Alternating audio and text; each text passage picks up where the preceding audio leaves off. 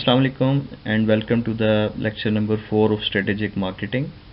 In today's session we will discuss external environment of an organization, and for more details I am also including two supporting lectures from Virtual University delivered by Mr. Muhammad Shafiq.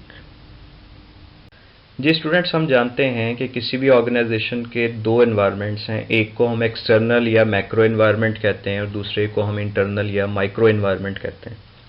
जो external environment है इसकी तीन layers हैं। एक natural environment है, दूसरा societal environment है, तीसरा टास्क एनवायरनमेंट है।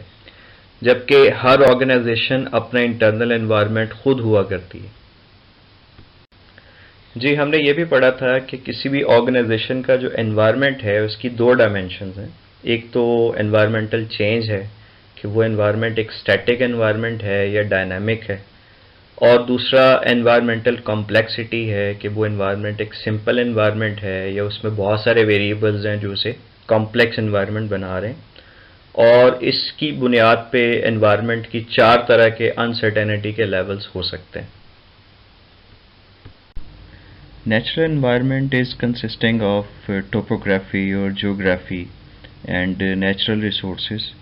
ये ऑलरेडी हमने डिटेल में डिस्कस किया था स्ट्रेटेजिक मैनेजमेंट में। इसी तरह से सोसाइटल एनवायरनमेंट जो है उसमें हमने देखा था कि 5 तरह की फोर्सेस होती हैं जिन्हें हम जी पेस्ट कह सकते हैं। और ये 5 फोर्सेस हैं: global forces, political forces, economic forces, social forces and technological forces.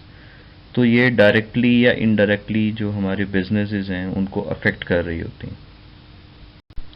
अगर हम मुख्तलिफ इकोनॉमिक वेरिएबल्स देखें तो इसमें मेन इंडिकेटर्स भी हैं, जैसे जीडीपी ग्रोथ रेट है, इंटरेस्ट रेट है, इन्फ्लेशन रेट है, अनएम्प्लॉयमेंट रेट है, गवर्नमेंट डेट टू जीडीपी है, बैलेंस ऑफ ट्रेड है, करंट अकाउंट टू जीडीपी है, क्रेडिट रेटिंग है, इंपोर्ट्स हैं, एक्सपोर्ट्स हैं या टैक्सेस हैं।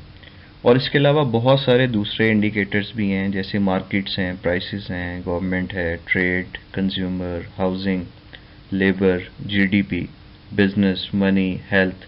तो इनके अंदर फिर बहुत सारे सब इंडिकेटर्स हो सकते हैं। तो जितना हम डिटेल से इन फैक्टर्स को, वेरिएबल्स को डिस्कस करते हैं, उतने ही हमारे एनालिसिस ज़्यादा बेहतर होते जाते हैं।